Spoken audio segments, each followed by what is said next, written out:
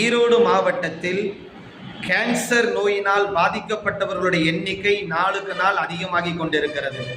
அதற்கான காரணம் யார் என்று சொன்னால் அரசு அதிகாரிகள் தான்.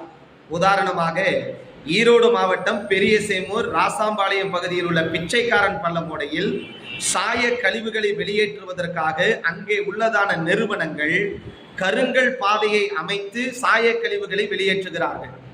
பல முறை புகார் கொடுத்தும் அதிகாரிகள் எந்த விதமான நடவடிக்கையும் எடுக்கவில்லை.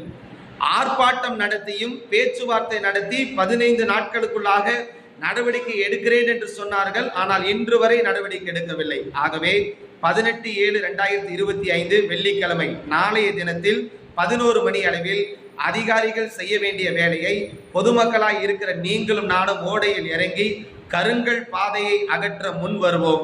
ஈரோடு மாவட்டத்தை காப்பாற்றுவோம். அனைவரும் வாரி.